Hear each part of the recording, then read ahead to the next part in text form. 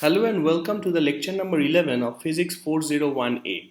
In this lecture, we will discuss the extension of Hamilton's principle to a subclass of non-holonomic constraints. Okay. Now, to start with, we have to recapitulate what holonomic constraints are. So, as discussed earlier, a holonomic constraint is an algebraic equation mainly. Sometimes it can be non-algebraic as well, including only the position coordinates and time. Okay, so it is clear that no inequality type of constraint or velocity dependent equation can be holonomic. Okay, now if you remember correctly, the method of derivation of Euler-Lagrange equation for a system with n degrees of freedom using Hamilton's principle, so basically we could write the extremization condition of the action integral as integration t1 to t2 summation over I del L del Qy minus ddt of del L del Qy dot, everything is multiplied with delta Qy times delta t is equal to 0. Now, in order to write up to this term, we need not take care of the nature of the constraints, whether the constraints are holonomic or non-holonomic, whatever. But after that, we assume that QYs are the sets of generalized coordinates. That means the number of the generalized coordinates, exactly represent the number of effective degrees of freedom of the system. That's why all the QYs can be considered to be independent of each other, and then by varying them individually, irrespective or independent of the all others, we could finally derive for every single generalized coordinate an Euler-Lagrange equation of type del L del Qy minus ddt del L del Qy dot is equal to 0. Okay, but we could assume the virtual displacement of, let's say, one generalized coordinate Qy being independent of all the other generalized coordinates, simply because generalized coordinates are constituted in such a way that already the system is reduced. The number of the coordinates is reduced to the exact number of the effective degrees of freedom of the system. Okay, that means that all the constraints which could reduce the effective number of degrees of freedom of the system were all taken into account. So that is something very, very important. Okay, and this is the physical meaning of holonomic constraints. So basically, in order to define holonomic constraints, in addition to this algebraic equation, the equation containing position coordinates and time, the main feature of a holonomic constraint is that it is able to reduce the degrees of freedom of the system, and in general, one single holonomic constraint reduces the degrees of freedom of a system by 1. Okay, if let's say the system can have a large number of constraints, of which certain constraints are like of equation type containing only coordinates and time, but they are redundant. That means they are not really useful in order to reduce the degrees of freedom of the system. Then these are called redundant holonomic constraints, or this is also a special type of non-holonomic constraint. Okay.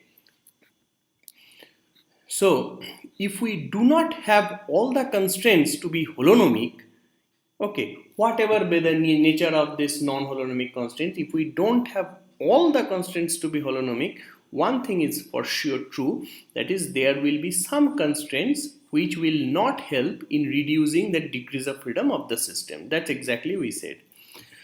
Now some of the constraints which can be of this type, okay, are classified mostly into these two classes. Other than this redundant holonomic class, these two are the other two very popular class. One is the inequality type of constraint. Let's say the motion of a particle confined in a hollow sphere. The position, I mean the distance of the particle from the origin of the center of the sphere should always be less than or equal to a. But the particle is always moving in a 3D space. So the dimensionality of the problem does not get reduced, right, by this inequality. So this is not a holonomic constraint. Again, if you have a functional constraint like x dot is equal to lambda times x, lambda is a constant, okay, that means the velocity is proportional or is equal to some constant time the position coordinate, then it is also something which is not useful to reduce the degrees of freedom of the system. So it is also, I mean, non-holonomic in nature. Okay. So in that case, using Hamilton's principle, Euler-Lagrange equation for every coordinate qi cannot be derived in a straightforward way just by varying each of them independently of the others, right? That's for sure true. Okay. Then what to be done? Okay. Then we have to study, or we have to try to extend the Hamilton's principle for a subclass of the non-holonomic constraints, okay, where we can do something analytically. So for that, first let us concentrate on a subclass of non-holonomic constraints which can be already put in the form of equations. So inequalities are not there, so only we are considering equations, but it can contain in general all the position coordinates, time, and the velocity coordinates. Okay, here we are all talking about usual coordinates and velocity coordinates, and not generalized coordinates. So generalized coordinates are can only come when the system has all the holonomic constraints. Okay, then it is possible to construct a set of generalized coordinate. Okay, now previously people used to believe that a subclass of A, again a subclass of A, can be suitable for the extension of Hamilton's principle, where the subclass obeys the differential form dfi is equal to summation over k aik dxk plus ai dt is equal to 0. So basically not only f should have this form, but df should have this form. Okay, so that means that df should be written as a sum of this type of terms, where aik and ai, they can be functions of coordinates and time. Okay, now let us take some example. This constraint x dot is equal to lambda xy, if you take the differential of this constraint, you can see this is nothing but can be written as dx minus lambda xy dt is equal to 0. So this can be put in the form of b. On the other hand, if you are talking about x dot y dot is equal to lambda times y, this constraint cannot be put in the form of b. Okay. So what is the special if with this form b? What advantage we can have? So let us assume a mechanical system with n coordinates and m constraints of type b. Okay. Now then, of course, we can again use the variation of xi's independently of each other if we include m number of Lagrange's undetermined multiplier. Okay, as summation over alpha is equal to 1 to m lambda alpha df alpha is equal to 0. Now df alpha is the differential constraints. Okay, now you know that if we have m number of constraints for the system, m number of this type of constraints, then we can basically introduce m number of Lagrange's undetermined multiplier, and then basically we know that by the theory of Lagrange's multiplier that for a specific choice of values of this Lagrange's multipliers, basically x1, x2 up to xn minus m can be varied independently of each other as if they are independent. Okay.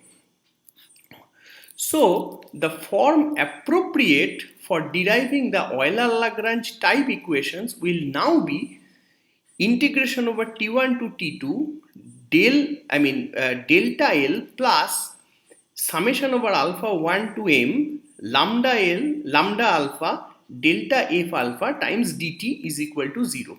Okay, so basically the constraints are put in differential form, so that's why the Lagrange's multipliers are also multiplied with the differential forms. Okay, and finally we can directly include those terms in the varied form of Lagrangian. Okay, so now you can see that what is delta f alpha.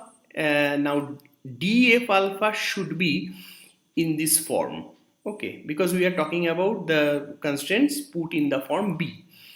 Now delta f alpha will be then summation over k a alpha k delta x alpha plus a alpha delta t. Now delta t by definition is 0. Okay, because virtual displacement means time is frozen. That's why delta f alpha is nothing but summation over k a alpha k delta xk. Okay, then we are just putting this value inside this. Okay, in this equation D. Then we have finally this form. This is equation number F, this form. Okay, now you see you have n type of this type of equations, and in n type of equations every equation basically contains a sum of m constraint equations. Okay, every equation is in its differential form and multiplied with Lagrange multiplier. Okay, now how to treat the variables xi's as if they are independent variables. In order to do that, we have to divide n equations inside the summation in two parts.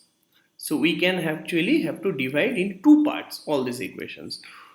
One should be, we take any m equations of the n equations, we take any m equations, and as we have basically m number of Lagrange's multiplier over here, then we say that our Lagrange's multipliers will have such values which simultaneously solve all these m equations, like del L del x alpha minus ddt del x del L del x k minus ddt del L del x k dot plus summation over alpha ranging from 1 to m lambda alpha a alpha k is equal to 0. So now basically you have m equations and m unknowns Lagrange's multiplier. You can determine Lagrange's multiplier from that.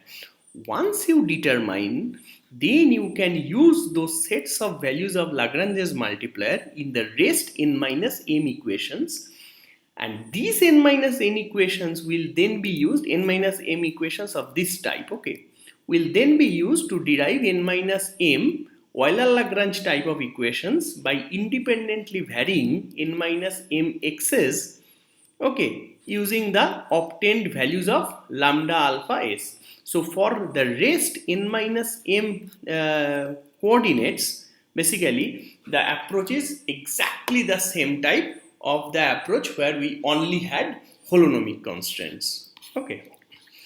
So finally we yield n minus m number of equations of type this.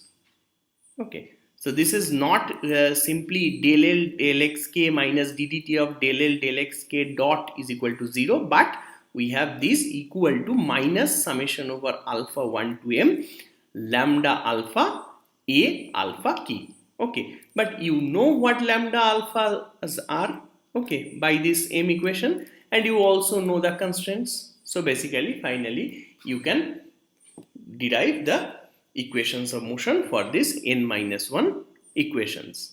Now let me ask you one question. Think and ask and try to answer me.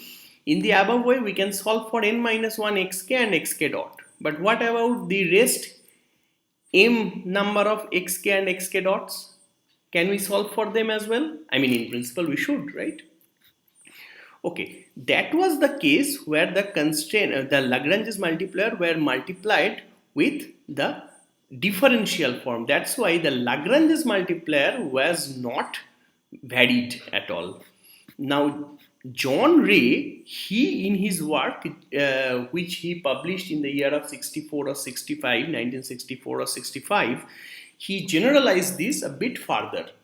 He simply observed that if you write dfi is equal to summation over aik dxk plus ai dt, okay, and this is a very restrictive writing basically, then if you write this equal to 0, then simply just by dividing the whole thing by dt is also 0.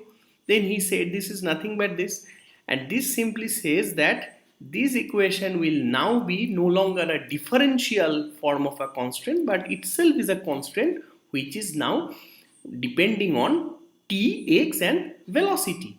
Okay, just looking at this form, he was inspired to use more general form of constraint equations of type f alpha x, x dot and t is equal to 0.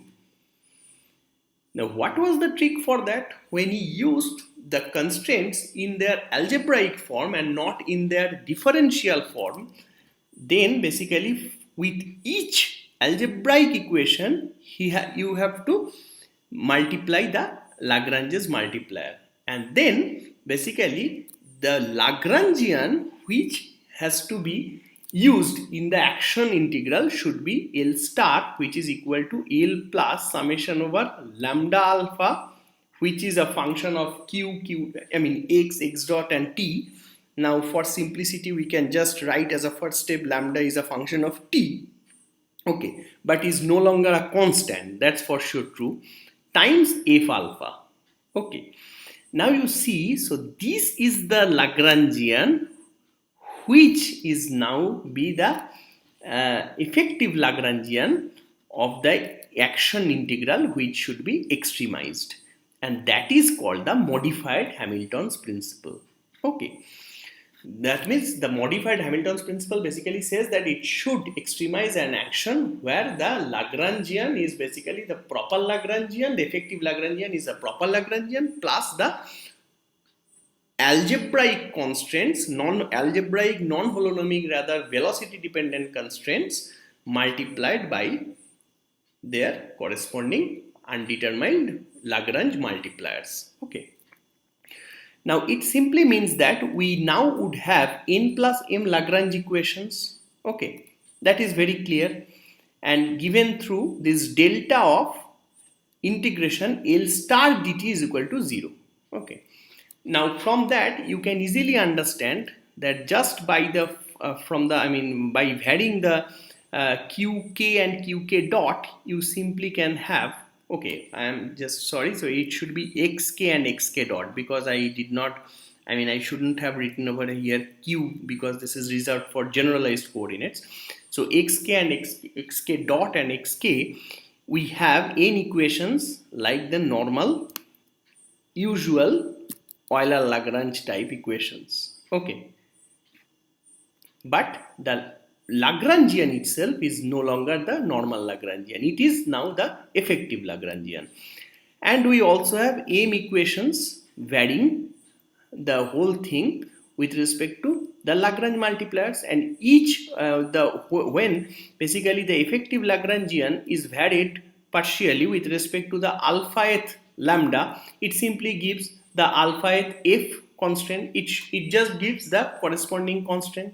Okay, so what is the picture? The picture is now that we now can say simply just by replacing the value of L star using this one, okay, in this equation we can say that we can have the n equations of this type.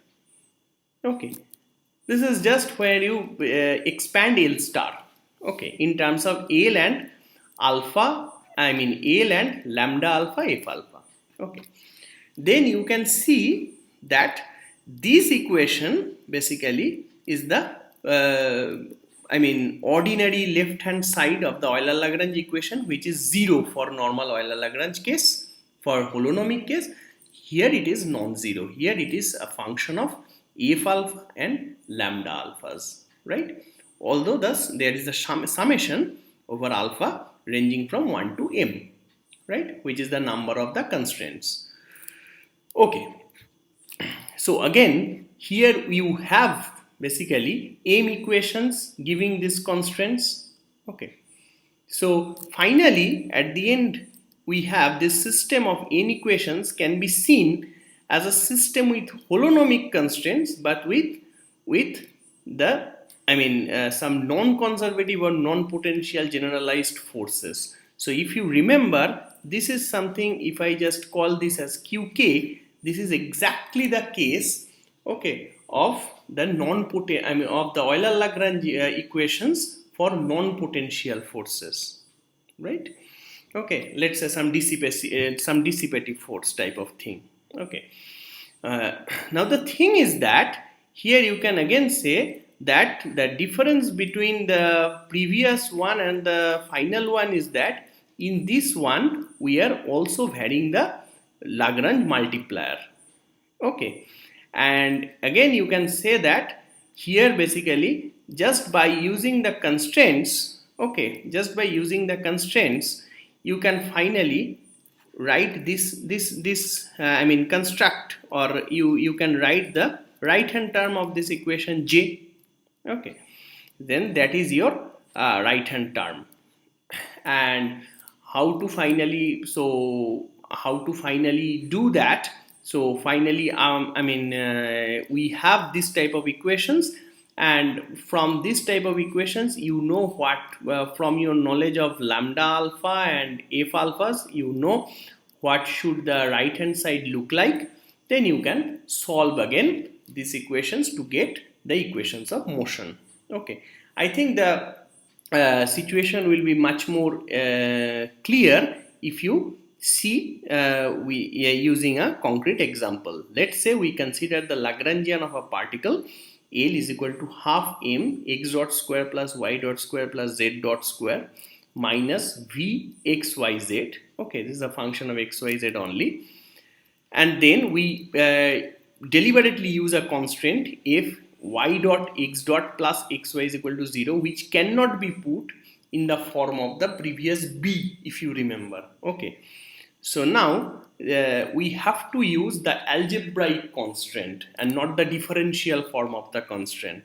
Okay, so now the effective Lagrangian will simply be L plus lambda f. Basically here we have only one constraint, so only one Lagrange multiplier. Okay, just to tell you if it is not simply clear from here, that basically here you can see that the Lagrange's, so every equation, every n equation will have inside these equations Lagrange's multipliers. Okay, and how, you will see exactly from here.